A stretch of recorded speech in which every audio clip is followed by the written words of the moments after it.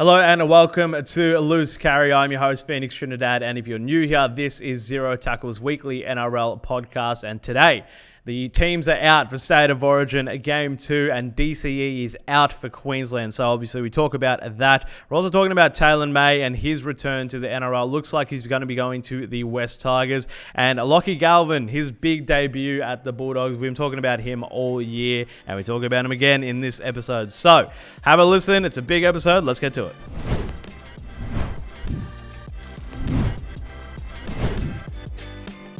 All right, and joining me this week, sort of a different lineup, but we have Darren Parkin as always. Darren, how are you, mate?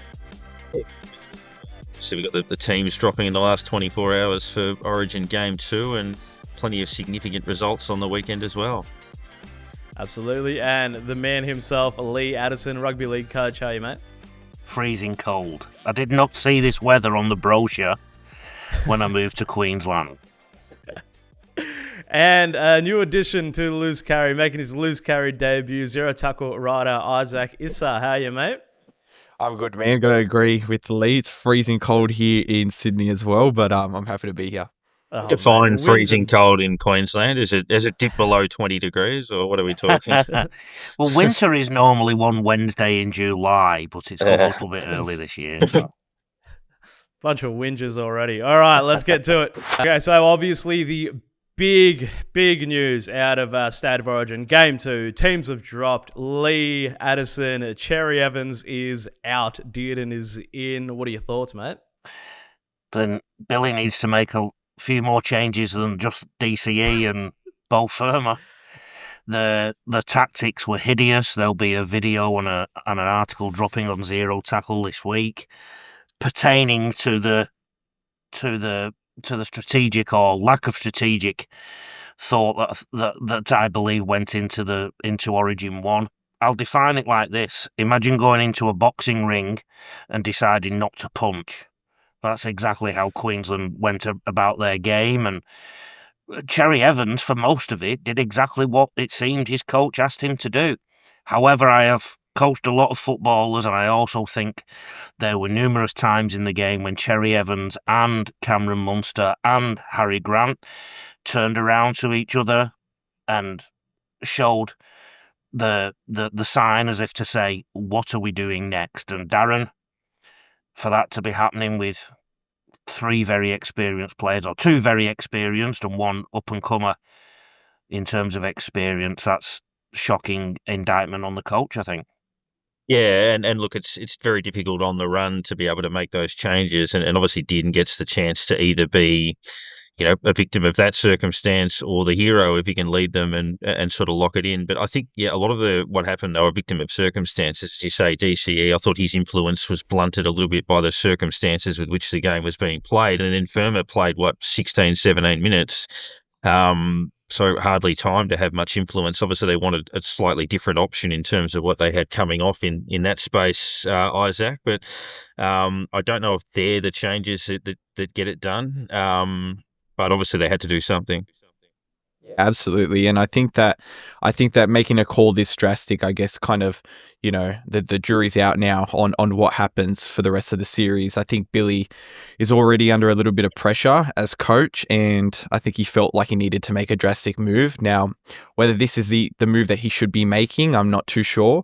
I agree with you, Lee. I think there's a lot more changes that need to be made than dropping DCE out of your squad. There's selections across the park that still puzzle me. And so, look, personally for me, I don't think that Cherry Evans was the main issue, and I think that you could have gone in a lot of different directions and brought in a lot of different guys that could have brought a little bit more grunt to the Queensland attack and defence, something that they didn't have in Game 1. And I think that if Dearden comes out and struggles to make any sort of impact or, direct the side in any way, I think Billy's, Origin coaching career is done for the meantime. I agree, and I think it's this obsession in rugby league that the half is like the quarterback of an NFL side. There's a lot more that goes into it. I would actually have dropped Ponga. I think he's not played well all year. I'd have moved the hammer to fullback. I'd have therefore put Capewell in the centres. I don't believe DCE should have played the first game. He's 83 years old, and they lost last year, so I think it was a good time to move on from that, and DCE could have left on his own terms somewhat. There's a guy called Fogarty who is doing great things in Canberra. They are top 2, and they keep passing every test. Corey Horsburgh, I don't know what he needs to do to get included in that side. And I would also have channeled Wayne Bennett in 2001 when he called Alfie Langer back from the UK. I would have called Josh Papali'i, who we're going to talk about later, and asked him to do 2 stints in game 2 and 2 stints in game 3. That's what I would have done. That type of thing as a coach, how do you coach how do you measure the, you might call them intangibles or unmeasurables, which is how do players deal with clutch situations, which you can't coach? Obviously, you can coach nuts and bolts around run here, defend this, do that, match this up. But you look at, say, the pressure of game 2, and I hate bringing other sports into it, but when Tim Cahill played his final World Cup, was used off the bench and hardly got a run. And the issue was that they thought he couldn't keep up with the game anymore. But the counter-argument was, in key moments, he'll go to exactly the right spot and he'll make the decision that somebody else doesn't make, and he'll get it right when it matters. If you look at someone like DCE, do you sit there and say, well, the unknown factor is the pressure of series on the line, key moments. Do we still think that he might handle that better than somebody else? I think, and this might not necessarily answer your question the way you envisaged, but I think Billy was of the belief, and this is guesswork from me, I think Billy was of the belief that, and still is of the belief, that whatever he is thinking strategically is the way to go. That's why DCE was still the captain this year. Now, if you just measure that decision to drop him in game 2, the next step would be for Billy to sack himself. You've dropped your captain. So the man that you have asked to lead the team in game 1, all of a sudden, 10 days later, is not good enough for the team, full stop. Now, if I was a Queenslander, and I do live in Queensland, so up to you if you define me as thus, I would be alarmed just at that. So I think DCE is nothing but a scapegoat. Yeah, I agree with you completely, and it's almost a slight on his own coaching ability in a sense, because you've come into 2025 with a certain game plan, as you said, and in 10 days that's completely flipped on its head. This is the tip of your spear. This is Daly Cherry Evans, your most experienced player in your side and your leader. For you to then cut off your leader 10 days after you first selected him for game 1, that tells me that Billy Slater is not only panicking, he doesn't actually have a plan moving forward.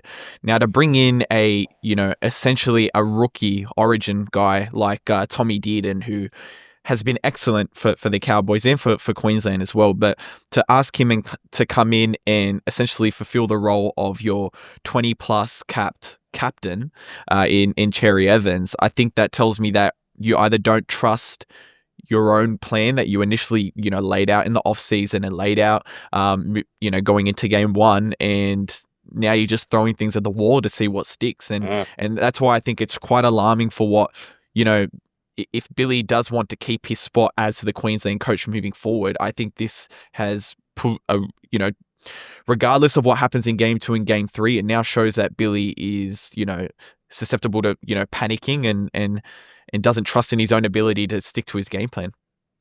Yeah. Sorry, I was going to say, I was at New South Wales. They were always going to make one change because they had to with Barnett's injury. Pull the right rein, I imagine. Yeah, I think so, and I believe that. Look, while the selection for New South Wales, they've obviously brought in Stefano for Mitch Barnett, who's succumbed to that ACL. While I personally, don't see the vision with that, it does show that, you've got a coach in Laurie Daly who's sticking to his game plan. He brought Stefano in to his extended squad on game 1. And if there's anything that you want to, say about the selection, at least shows that Laurie Daly and Craig Bellamy, his assistant, and all the assistants over in New South Wales, they trust the game plan that they've laid out. Whereas, I'm seeing what's happening with Queensland, and I'm just not seeing what the game plan was or what it was meant to be, because in a matter of 2 weeks, less than 2 weeks, it's completely changed. Yeah, I imagine it's a lot easier to stick to your game plan when you're winning. But yeah, you're right. It's it's going to be an interesting game too. I mean, should we just go straight to predictions? What do we think? How do we think this one's going to play out, Darren? Without having the exact numbers in front of me, New South Wales' record in neutral games is very good off the top of my head. Certainly in these matches like Perth and certainly in Melbourne, their record in that sense. But look, they're just pound for pound the better of the two sides. I mean, Queensland are a chance of rallying and taking it to game 3, but I don't think they'll win game 3 even if they do. But I get the feeling New South Wales close it out here, Lee. Look, as I sit right here now, 8 days away from the game, I can't see anything but a comprehensive victory for New South Wales. There are plenty of things that can change. Billy can change his strategy, which I keep going back to. In terms of his tactics, I mean, as opposed to his personnel. Injuries can happen. Illnesses can happen. But I think New South Wales played quite conservatively in game 1, which is a typical thing to do in a 3-match series quite often, particularly in the international arena. And it's happened in the state arena as well.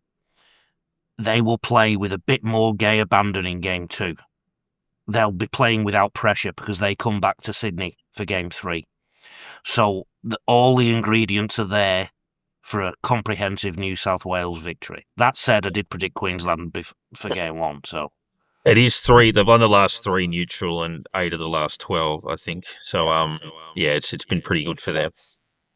Yeah, if you look at the New South Wales, this squad, that's essentially been mostly the same over the last 2 or so years.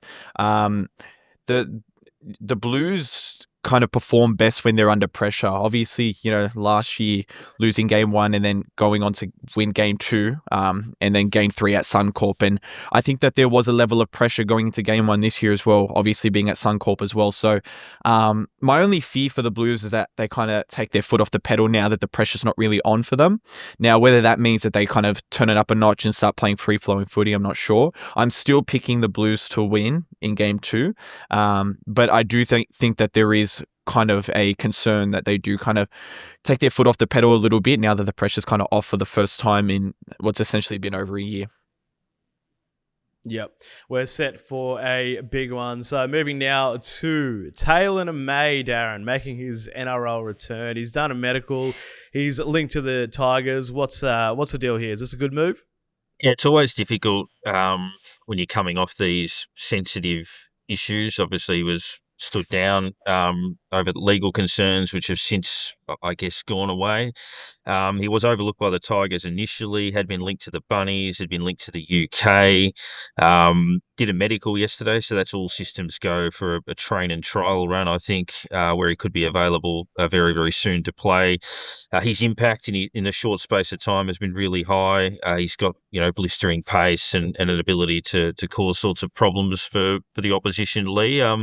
If you're a club like, I'm not saying there's necessarily baggage, but we know that he's going to have stories and comments that follow him around and things like that.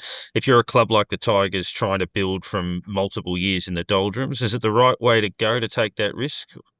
My worry with it would come down to the experience or lack of Benji Marshall as a coach in terms of mentoring him. That's just me critically analysing the move as opposed to making a judgment on it.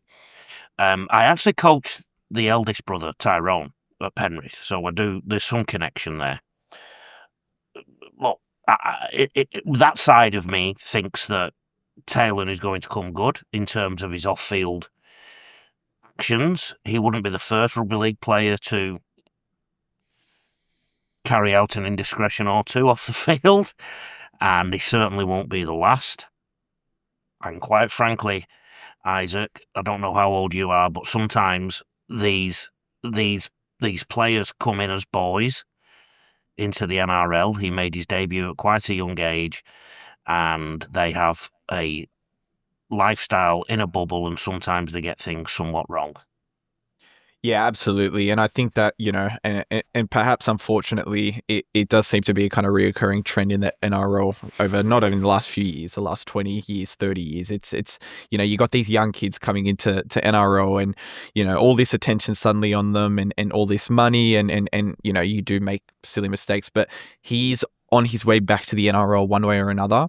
I wanted to touch on something that both Lee and Darren said in the sense that, the Tigers obviously have been kind of in the slums over the last, 5 to 10 years, especially over the last 5 years. And the inexperience of Benji is something that does worry me a bit when bringing in such a polarizing player like Taylan May. However, I do think that I think the Tigers kind of looked at Taylan May's situation, and there was obviously reports that Taylan May was headed over to the Rabbitohs over the last couple of weeks. And I think that the Tigers saw a guy like Wayne Bennett wanting to take an opportunity on him, and despite everything, and saw, if he's good enough for a guy like Wayne Bennett, who's obviously, handled every facet of the game, this may be a guy that will not only succeed in our team, but, boost the morale of our star player in Terrell May, his brother. So I think that while the Tigers would have had concerns initially, I think seeing that, obviously his brother's at the club and Wayne Bennett was willing to take an opportunity on him, I think they saw it as a slam dunk. Now, they brought him in on a training trial, which I'm really happy with if I'm a Tigers fan. And I think that if he can kind of, prove that he is NRL ready and has grown in, the last however long it's been since he's been in the game, I think that, he would bring just a plethora of assets to their backline, and he would absolutely be a starting player. In terms of whether he can make the 17 this year, the closest parallel we can give is Valentine Holmes when he arrived at the Cowboys a couple of years ago after a sojourn in the NFL. And I don't know if you remember, but he was a bit scratchy for a while. It took him a while because he'd been out of the game for a while. So, and Valentine Holmes has ended up playing Origin again. So, I'd like to sit on the fence in terms of whether he will be a regular in the 17 this year. But he's going to do something. He's going to do something this year. I have no doubt about that. Yeah, I think it'll be a good story if he turns it around and comes back. But it's always a good story when somebody with a neck tat turns their life around. So, Isaac, we're gonna stay with you. So you're a Bulldogs fan. It's a pretty good time there. How did you see Lachlan Galvin's debut for the Doggies on the weekend? Yeah, mate. It was, it was a crazy game yesterday, and obviously it was not only a week of build-up to Lockie Galvin's debut, but just months of constant media attention on this young star. And, anyone who, is on social media would have just had their social media flooded with Lachlan Galvin highlights and photos of him in a Bulldogs jersey. And I think that for speaking of young guys coming into the NRL, a 19-year-old Lockie Galvin, coming into a packed out Accor Stadium, 60,000 fans, and all this media hype on him. I think he handled it really well, and obviously the Dogs won 30-12, which was, it was honestly a cracking match, probably up to the last maybe 15 minutes where the Dogs kind of pulled away. But, having a guy like Lockie Galvin come in, I think it was around the 60th minute or something like that, and obviously, the biggest talking point here was his try on his Bulldogs debut. But even just you could kind of tell his connection with the boys over the week has grown in ways that we don't normally see young guys adapt to a new side this quickly. So I thought it was really impressive for him. Now, whether I do think that he remains on the bench, I'm not too sure. Obviously, we saw Toby Sexton go into hooker, and Reid Marnie obviously got axed midway through the game, Darren. But I do definitely think that, he is an asset to this side no matter where he's in. And I think that he remains in the 17 for the rest of the year. And I definitely think that he probably remains on the bench for a few more weeks until they figure out where he slots in. Yeah, it looks like a good fit for them now. I mean, they're flying. Most of their key players, performing roles comfortably. They've had some injuries that they've overcome, which means they've had to be versatile where required. Obviously, they've had some Origin impact again in recent times as well. But he's a player that can complement him, and they had a system in place that was working. He's not the cherry on top, but something like that can come in and do that for them. So it looks like a really good marriage at the moment. It probably would have been sold to the group a bit that way too, saying you're in the window to win a premiership right now. This guy can help you. Then they'd go to Lockie and say, you're in the window to win a premiership with us right now, and this is how it's going to work. So, it looks like a pretty good system. I am trying to analyse this from a point of view of being the coach or a coach, and it's always dangerous when you bring somebody into a side that's on the surface, top of the ladder, functioning really well as a team. However, and I know my friend Michael Jeffrey is going to text me 1,000 times and leave messages on my phone telling me how wrong I am when I say this. I've actually seen some vulnerability in the Bulldogs over the last few weeks. I think they actually struggled to score points yesterday. They were in a battle with the Parramatta Eels for quite a long time, and 25 minutes into the second half, Parramatta had only completed 50% of their sets, and the Bulldogs were camped in their half and were struggling to put the points on the board until eventually the weight of pressure carried over. So, and I've seen a few things over the last few weeks that make me think there are a few cracks in the Bulldogs' armour, a few things that other teams are exploiting, and I've mentioned that before. So Lachlan Galvin is an X-factor player that comes into that and can pull something out of nothing. I mean, his try yesterday, I think any of us could have scored that if we'd have pushed up in support. He did fall over the line, and I just think there's a few things creeping into the Bulldogs, and I just think that if this is handled right, which I have no doubt it will be because the Bulldogs have done so many things excellently over the last 18 months, this will work based on what I've seen yesterday, because they do need something to galvanise that attack in particular. Galvanised. I didn't even mean to do No that. pun intended. Did you mean that one? No. No. I think you had that written down. Yeah, right. It's gonna be an interesting one to watch over the next few weeks. And yeah, if he stays on the bench or he starts, it'll be good to watch. The Doggies have been great to watch this year. So moving now to a team that haven't been great to watch, but Darren, they are starting to get some wins on the board. So the Knights getting over the Sea Eagles 26-22. I don't know if this is a big story about the Knights or Manly, but where did you see this one fall? Yeah, Manly wildly inconsistent. The Knights had another scoreless first half. It's something like 8 or thereabouts. It's been extraordinary. They got booed off the ground at halftime.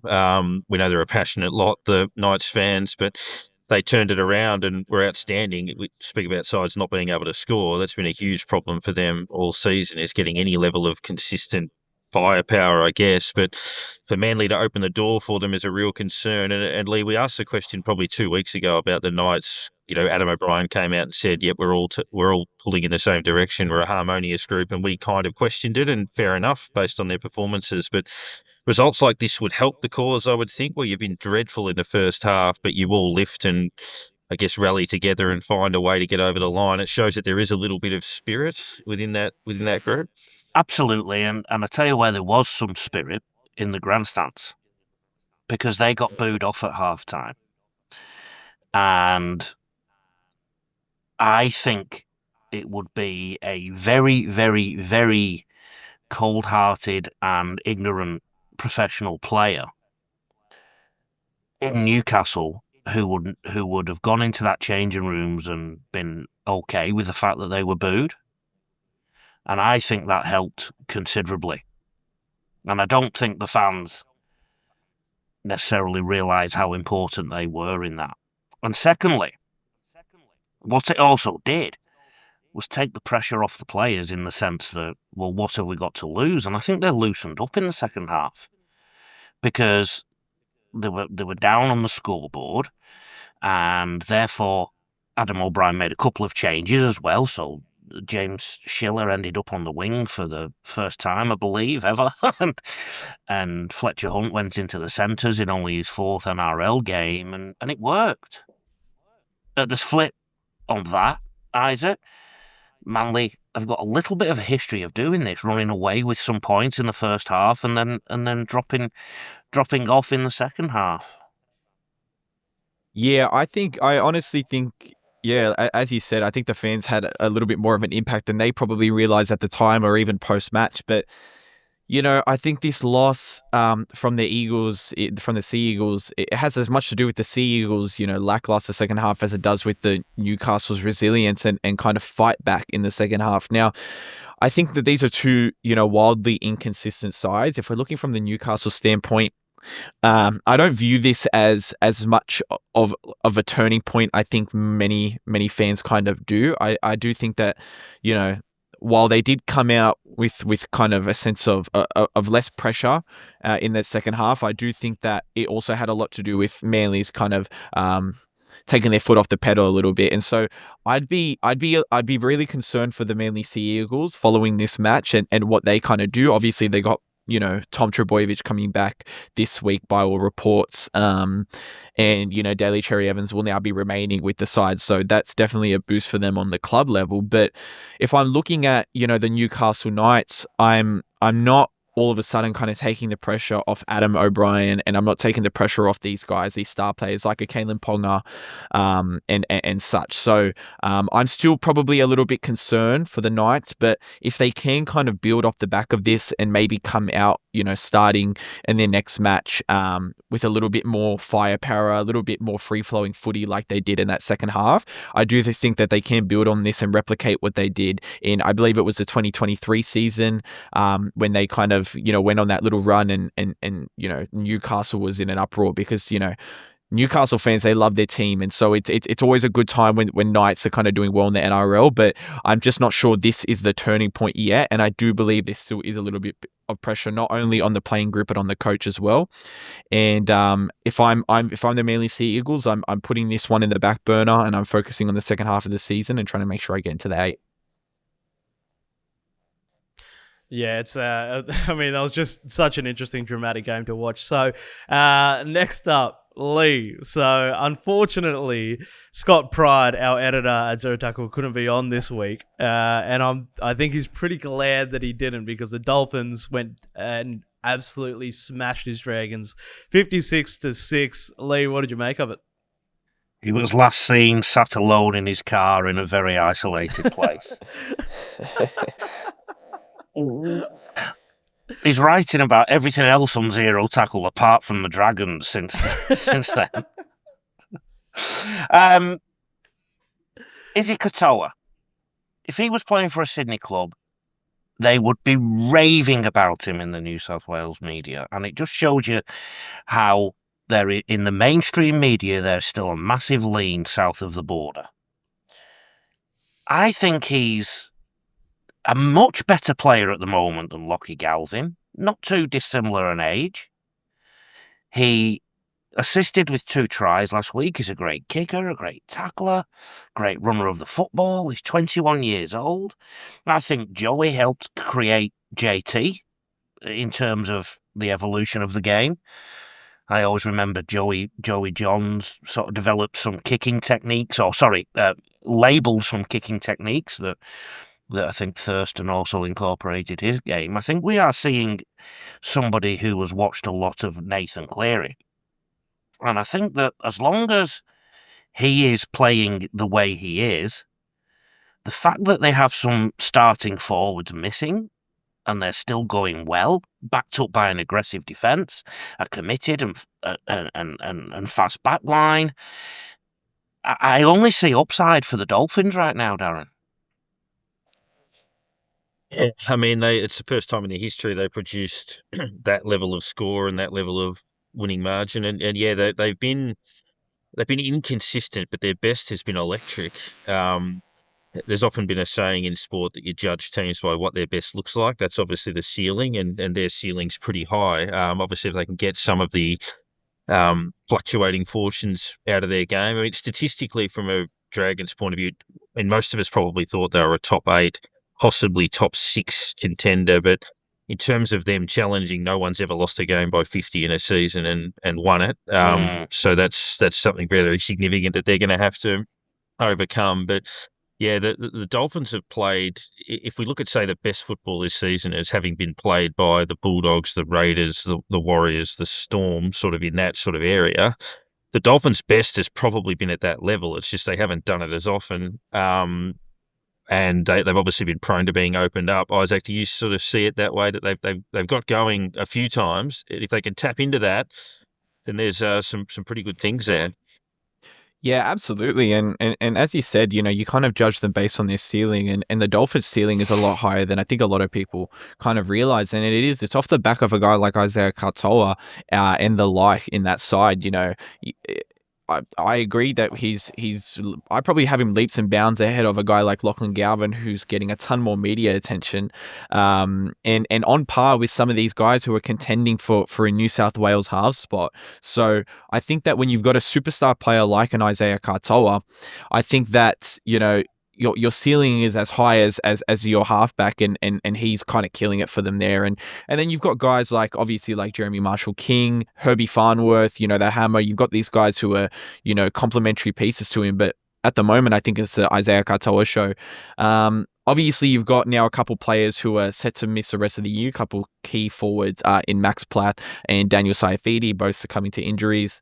So I do see a little bit of a shake-up in this Dolphins side, but I do think that if they can keep this kind of chip on their shoulder that they have been, for the whole season, and Isaiah Katoa can continue kind of dominating as a half, I do think that they'll be doing a really well job.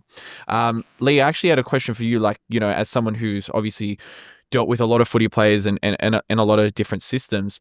There's a lot of talk of a guy like Daly Cherry-Evans heading over to the Dolphins next year. Do you think that, someone like an Isaiah Katoa would benefit from having a guy like him in his side, or is he, subject to perhaps, losing a step or two, succumbing to the pressure of having DCE in the side? I don't understand why anybody on a positive trajectory right now would sign a 37-year-old footballer, or 36 or 64 or whatever he is. Maybe the people who do need him are the Dragons, because they were atrocious. Sorry, Scott, do not listen to this week's Zero Tackle from this point forward. Zero Tackle Loose Carry podcast, that is. They won't be making finals if Friday's anything to go by. They were beaten in every department. The forwards didn't even compete. Defensively, they were uninterested. And also, the interesting thing between the Dolphins and the Dragons here, the Dolphins lost the first 4, but the coach, Wolf, held his nerve. I've been on record on this podcast a few times saying Coach Flanagan hasn't held his nerve, and he changed it half again this week, and that's possibly why somebody like DCE might be a good signing for them, because he's chopped and changed a few times this year, and guess what? The results have chopped and changed too. Yeah, I love that last week we made such a big deal about Scott coming on this podcast and celebrating a win, because he never gets to do that. We had no choice. He's the editor. I have a feeling he's never going to come back on the show. All right, we'll move on to the next game. So I loved celebrating a win, and my Warriors got up 40-10, a big win, going over to Shark Stadium, Isaac, and taking out Cronulla. What did you make of the game? I loved it. Yeah, look, I'm sure you did, Phoenix, and I think that majority of footy fans are kind of loving the trajectory that the Warriors are on right now. To go down to Shark Park and absolutely thump the Sharks, who probably had a point to prove in a sense. A lot of people over the past maybe 2 to 3 years have written the Sharks off as inconsistent, and they've only just, pushed the narrative even further. I think that this is quite worrying for a Shark side that has been fairly, decent at Shark Park over the last however many years that they've kind of been playing there. And to have an international side like the New Zealand Warriors come over and absolutely hand it to them, I'd be really worried if I'm a Cronulla Sharks fan. Now, we've got a stat here that the Sharks have conceded 82 points in their last 2 games, which is absolutely abysmal for any footy side, let alone a side that's contending for not only a top 8 spot, but potentially a premiership. You've got a premier half in Nico Hines and even Braden Trindle to a lesser degree. You've got one of the best props in the game in Adam Fanua-Blake and a stacked back line. If you're not able to kind of hold your nerve in the defensive line, let alone in attack, Darren, I'm really worried for what the Sharks kind of have moving forward. And if they continue to kind of move on this kind of wavelength, do they need to blow it up in the off season? Well, yeah, and then conversely, I think the Warriors, Lee, that's 5 wins in Australia in a row for them, which they've only done a handful of times ever across the journey. It's been a superb run for them, and they continue to knock off these challenges. But you raised the point, Lee, counter to that on the Sharks on the Bulldogs, where they were struggling to score, but they were holding their structure quite well, and they were hard to break down. The Sharks have probably a worse problem than that. I reckon if you're holding teams up and everything's looking okay, but just maybe some of your edge of firepower is a little bit off, that you can fix that. If you're having holes punched in you the way the Sharks are, that's a bigger problem. I mean, the thing about rugby league is if you're not clicking in attack, it impacts your defence more because you have to do more of it and the pressure builds. I think the Sharks are a year past their premiership window. Yet they don't think they're just past their premiership window. In fact, I don't think any team ever thinks they're past their premiership window, apart from maybe the Titans and maybe the Dragons now. I have to do that. But I think if you look at the Sharks over the last few years, they've been a project under Craig Fitzgibbon. And they've always just sniffed around. They've been predatory, but lacked bite in the finals. And we've always thought this was going to be the year. Well, if you look at the last 2 years, they've actually been losing games in quite a significant way.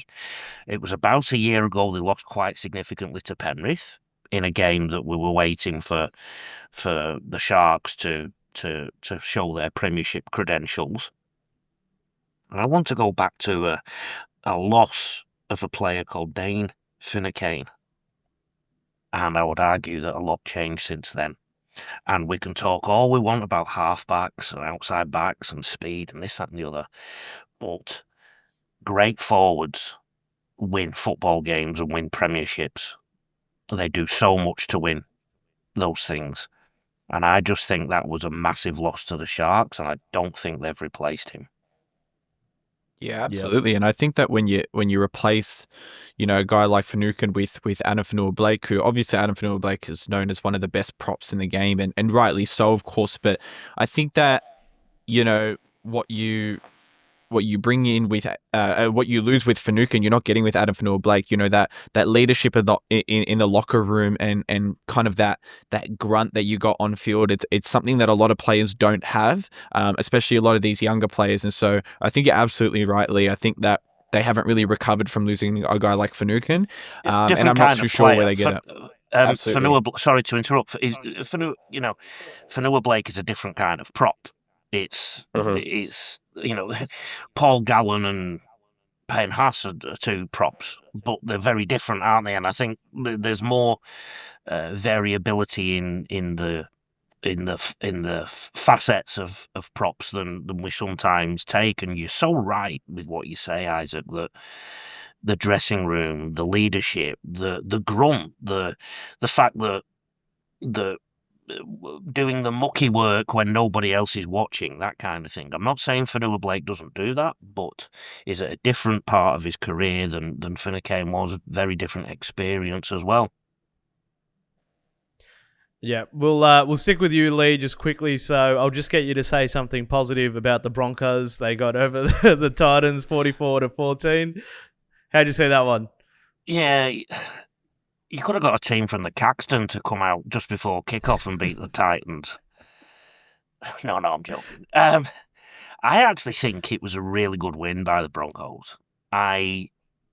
they showed all the things we said were lacking the week before. Effort areas, go forward, football skills obviously were there, but support play.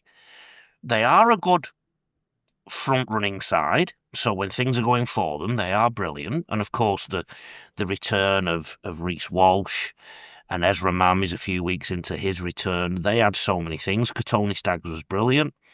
And of course, Adam Reynolds was in a big milestone game, his 300th. So Mam and Reece Walsh bring them things in attack. I don't know how much they bring them in defence, though, if I'm quite honest about that, Darren. And they're going to have some sterner tests moving forward. Yeah, look, a win is a win is a win, but that's probably would have said more about them if they didn't win that game.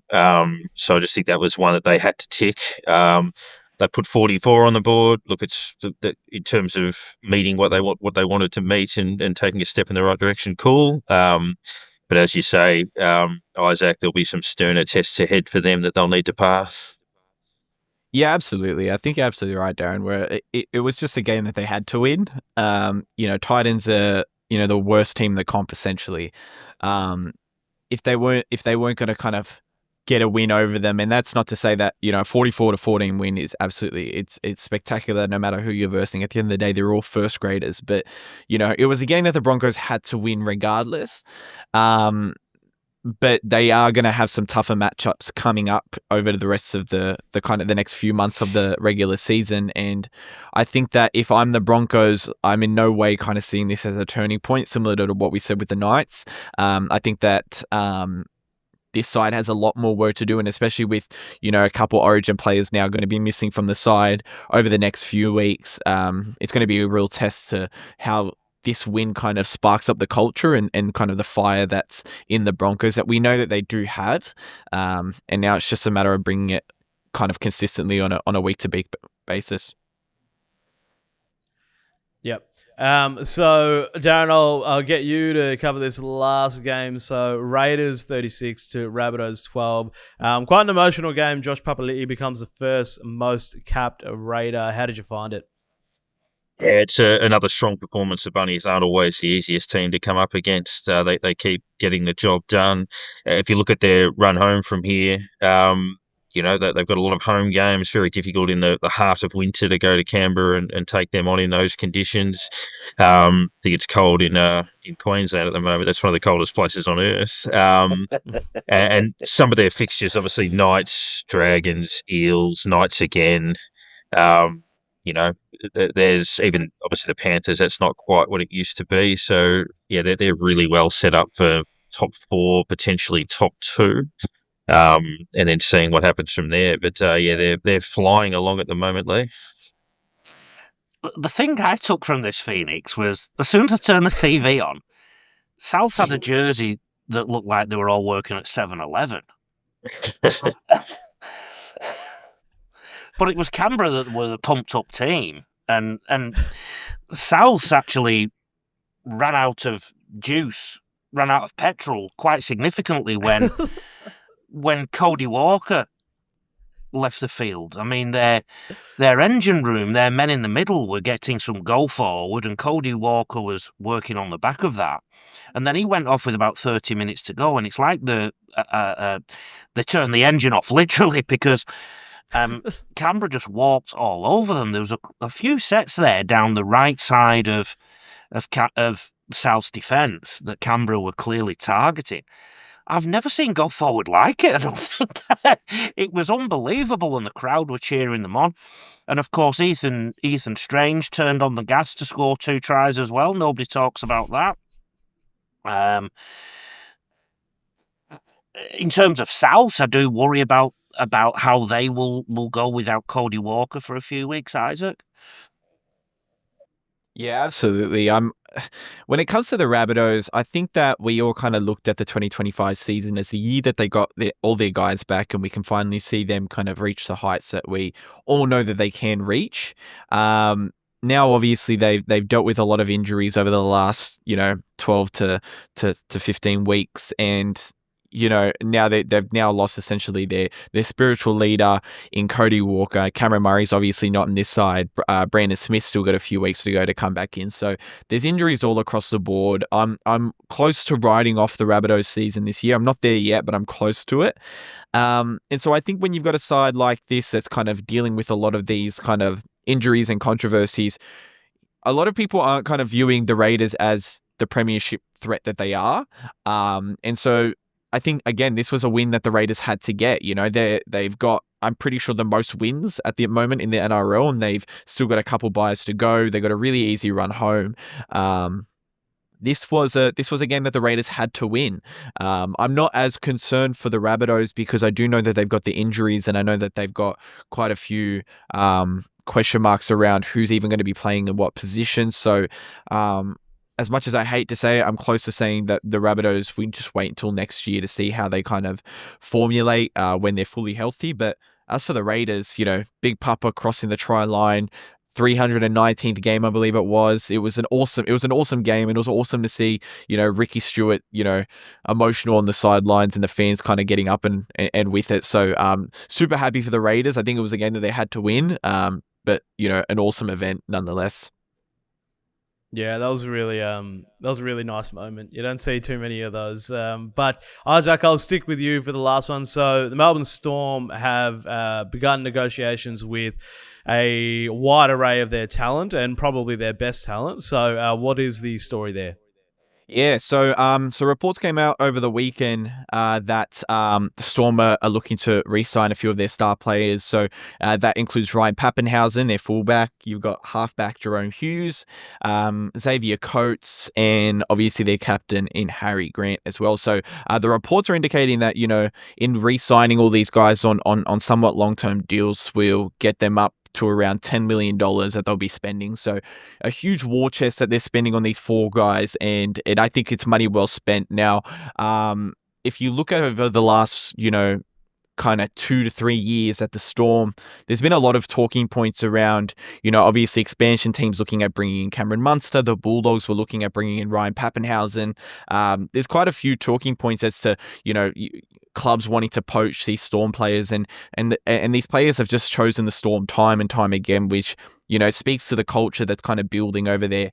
An interesting talking point that I think is worth mentioning is, obviously it came out last week that Craig Bellamy has decided to stay on for one more year, and I think that that's going to play a huge role into why these guys decide to stay at the club, Darren. But I definitely think that all four of these guys will stay. I don't think there's any threat for any of them going to like an expansion side like the Bears, or like the PNG side in a few years as well.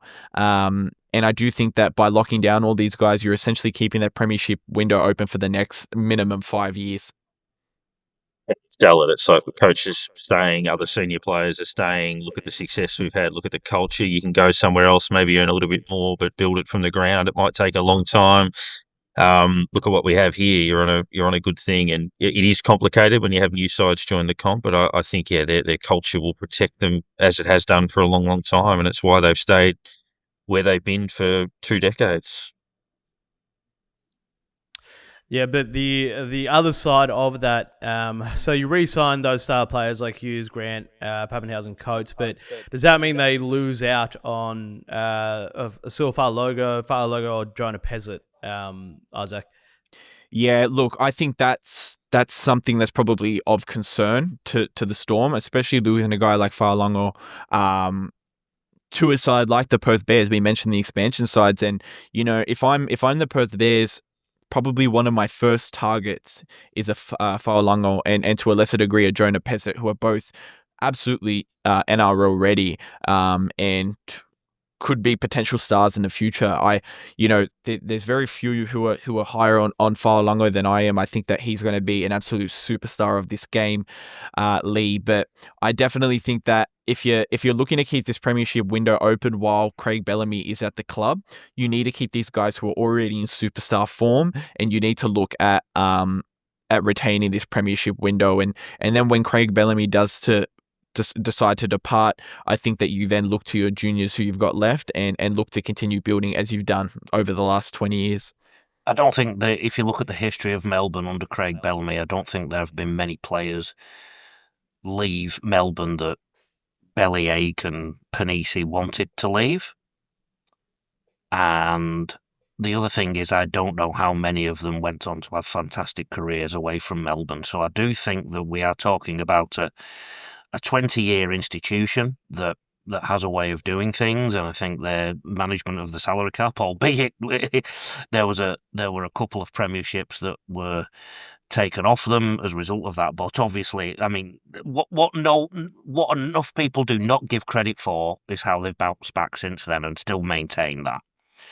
And they've never been done for super salary cap problems again in that last decade. So, and a decade and more, actually. So they're an amazing club doing amazing things.